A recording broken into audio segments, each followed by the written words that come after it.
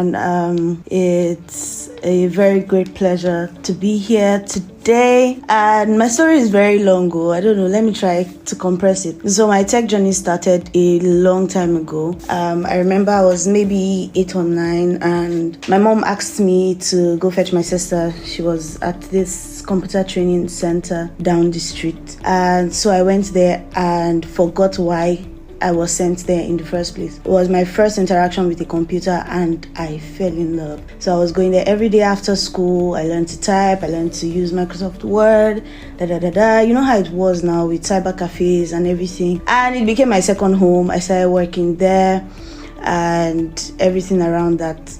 And that's how I continued to grow. And I became that person that knew almost everything about computers. I knew how to root computers. I knew how to do a lot of things because I broke a lot of computers.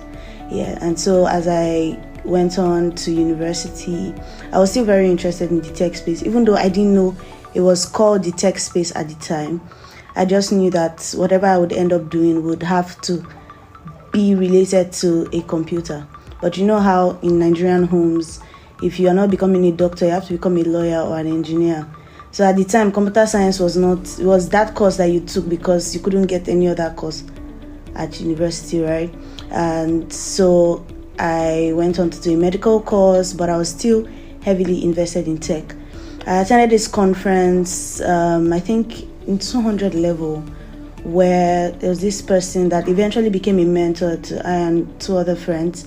And he introduced us to using social media properly, how to connect, how to meet people, and all the many things that were involved. He was a graphics designer, right? So it was like a whole new world for me and I dove in. I don't know, English is hard. And at the end of the day, that's how my career started proper in tech. I went through many things. I tried marketing, community management,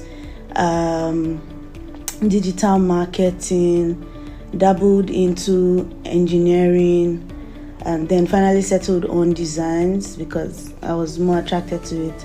But then general design, so I was a generalist. I could do some motion design, graphics design, animation, web design, everything around that. And it was up until 2019. It was in 2019 I decided to specialize in product design, and many years later I am now a senior product designer working at Kurape, and I basically create designs for fintech and Web3 companies. So that's my story. I hope I kept it short. So I would say there are 2 things that I have seen that have helped me in my career journey, right? And the first one is follow who know road, right? I always say this because the shortest distance between where you are and where you want to be is someone that has done it before. And you don't need to spend 3 hours figuring out how to do it when you can simply ask and get it done in 30 minutes. Right, I have seen my own career grow exponentially because I always find people that can answer my questions, right? So that I know what steps to take, what to do, when to do it, how to do it, with whom to speak to it about. And that way, I find that I get to move faster than a lot of people have actually moved in their careers. How does this work? First, you have to understand that there are 3 kinds of people you should have in your life. First, you should have I would even say 4 kinds of people, right? First, you should have your peers, right? So people on the same level with you that you're learning with, you are growing with. So the advantage is these people know what level you are, and so they can share resources with you. They can share ideas. They can tell you, oh, I found this thing, I found this person. I think you should consider it. You would learn from it, right? At this point, nobody is forming for anybody. You get, everybody is just trying to learn and grow. You need those people because they help you provide all of these things that you need in this sense. And then the next phase are people that are, say, 1 year, 2 years ahead of you. So these people are not so far away. They are not earning $20,000 monthly, right? But maybe they are earning $700K. and you're earning 100k a month, right? So what this means is they did some things right to be able to earn 700k within the time period that they are earning it. And so you can ask them for tips. And usually these tips are even barely ever around skill set, right? If it's around skill set, they will tell you. If it's not around skill set, if it's around like your soft skills, your people management, your communication, and all of that, right, they would also tell you, because they are closer to you in that sense. The insight that they give you will be very valuable and you'll be able to implement them quickly. And then there's another group of people, that's people that are very far away from you. They're on the career path, they've done a lot of things, their CV choke, right? So these people are people that would barely have time to mentor you. And usually I find that those are the people that most people try to get to be their mentor. When you can find someone that is 1 year ahead of you, that would actually have your time, right? So those people are usually there for inspiration. You go, you study their lives, you get advice from them. Usually they can help you see the big picture. They can help you see, okay, this is the general direction you should go into, right? And they are very valuable in that sense. But to show you what you should do right now, most times they would not be able to do that because they are too far away to relate to your current circumstances.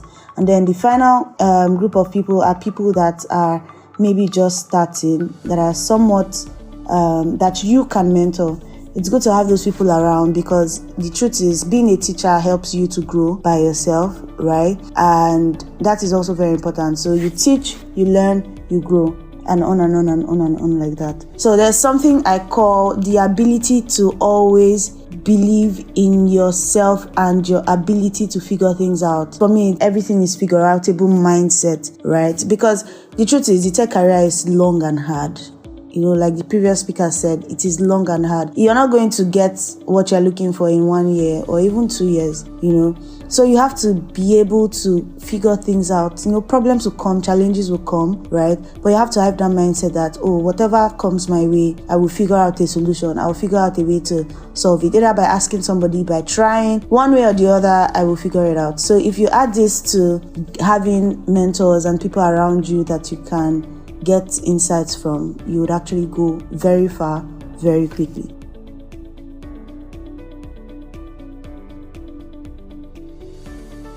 So you have to make sure that you connect with people everywhere, on as many platforms as possible, right? Give out value to them so that you can also be top of mind when these opportunities come up.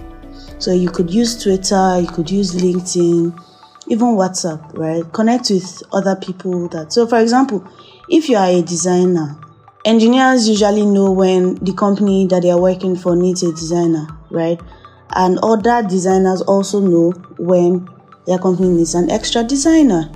So if you connect to these people, connect to HR people, connect to design leads, connect to products people, connect to CEOs, you'll find that you are more likely to be in the loop and then, you know, prepare for this opportunity when it comes.